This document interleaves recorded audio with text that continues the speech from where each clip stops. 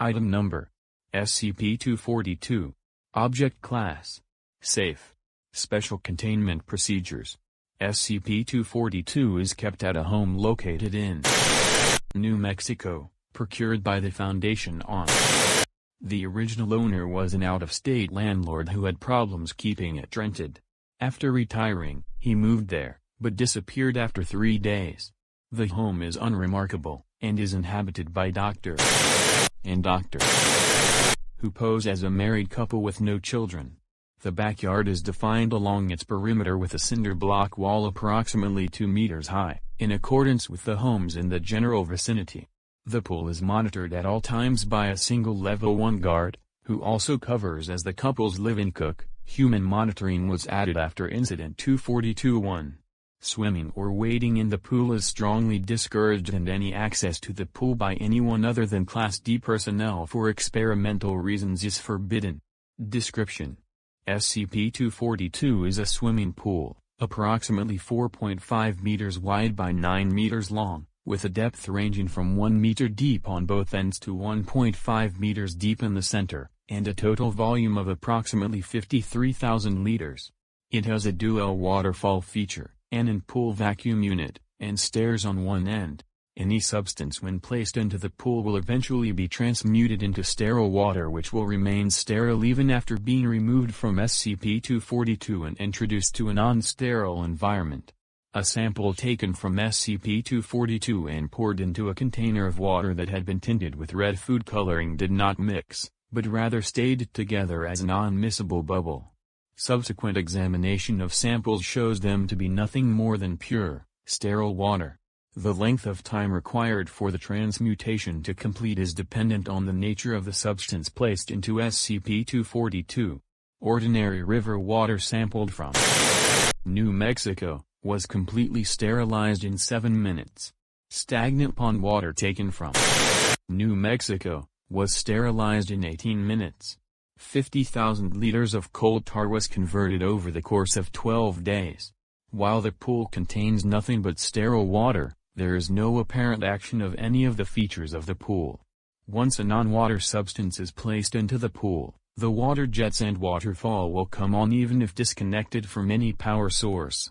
The pool vacuum, if attached, will also activate and drive around the bottom of the pool even through extremely viscous liquids.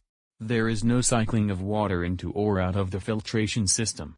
Pipes leading to the filtration system have been completely removed and shown to be empty and dry while pool contents were being sterilized. Addendum: Incident 242-1. On. During a time when the home was vacant but being monitored by a hidden video camera, a man and woman, apparently in their early 20s, scaled the rear wall and gained access to SCP-242. They proceeded to undress, and go swimming along with 2 vinyl inflatable rafts acquired from the shed in the backyard. After the water jets came on, the female was startled and indicated she wanted to leave. The male claimed that it was just the automatic timer coming on to clean the pool, and there was nothing to worry about. The couple continued to swim and engaged in intimate activities. 24 minutes after the jets started, the female was heard to say that the water was really warm, and made her feel tingly. The male agreed, and they both climbed onto their respective rafts and fell asleep holding hands. 29 minutes after the jets started, both of the rafts popped within 4 seconds of each other and the couple was again immersed completely in the water. At this time, significant frothing of the water began, with a deep red color being given off from the subjects' locations. Subjects were heard to scream loudly and both attempted to exit the pool. Before exit was possible, the couple went under the surface. The frothing stopped and the pool went from red to clear approximately 48 seconds later. The decision was made to institute a lifeguard at the pool. After 2 weeks, a story was leaked to the press that the couple had eloped to an unknown location somewhere in Mexico. Research log: SCP-242 Experiment 17. Abstract: What are the general properties of the water contained in SCP-242? Does the water retain any SCP-like properties when removed from the location? Proposal: Determine if the water is safe for human consumption both while in the SCP and outside of it. Required equipment and personnel: 2 titanium atmospheric dive suits altered to fit the testing criteria. 2 Class D personnel of like gender and race, age range to within 3 years. 1 food-grade titanium barrel, 190-liter capacity. 1 remotely controlled overhead crane capable of lifting 20 metric tons. 1 automated titanium siphon system. 1 wireless communication system for separate links to and from both dive suits. 1 home fumigation tenting unit used to create a neighborhood subterfuge. Estimated budget. Status. Approved. 20. Doctors. And. Results. Transcript attached for review. Contact doctor for a full lab report. Alright, once you've entered the dive suit, we'll lower you into the pool. All you need to do is take a drink from the metal straw by your mouth when instructed to do so. I can't see out of this thing. Shouldn't there be glass here? Why is it all metal? That's classified. Just get into the dive suit, please. Sound of overhead crane followed by a loud splash. Is the barrel full yet? Yep. All full. Good. Remove the siphon and get into the other dive suit. You will not be placed into the pool. Just drink from the metal straw fed from the barrel when instructed to do so. So if I ain't going in the pool, why am I getting into that thing? Again, that is classified. We went over this in the debrief. Just do as instructed, please. Mechanical sounds. Damn, it's dark in here. There's no light? How will I find the straw when I... Oh, there it is. SCP-242, Experiment 17, Time 0 set. Test Subject A, please take a sip from the straw and tell me what you experience. It's pretty warm. There's a weird chemical aftertaste, but it doesn't last long. Good, thank you. Test Subject B, please take a sip from the straw and tell me what you experience. It's cool. And tastes like, well, nothing. It's good. Okay. Ha ha ha ha ha. Test Subject A, what is going on? Please take another sip.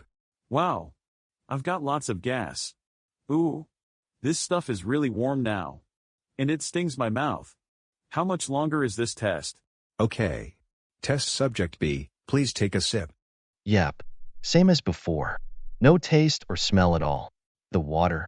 Is this water? It's cool and pleasant. Test Subject A, please repeat the process. Ow. This is really hot now. And, hey. What the? Is that one of my fillings? What the? Is this? Please just report your experience as succinctly as possible. Fillings can be replaced. Test Subject B, please repeat the process. This is boring, Doc. Seems like a lot of hassle, just to give us a drink of water. Test Subject A, please repeat. Test Subject A, please respond. Sound of a muffled scream followed by electrical shorting. Test Subject B, please repeat. Yep. Still nice. Okay. Test Subject B, we're moving to the next phase, which is a full medical analysis. But you'll need to, decompress, before you can exit the suit. It will take several hours, so get comfortable in there. Please take a drink every time the indicator light goes on and let me know if anything changes. Use the urination adapter as needed. Understood. Damn, that was easy. Testing was ended due to internal electrical and subsequent structural failure of atmospheric dive suit A. Retrieval was not attempted. Complete loss of atmospheric dive suit A occurred after approximately 15 hours. Test subject B was extracted after 17 hours. No physiological changes were detected.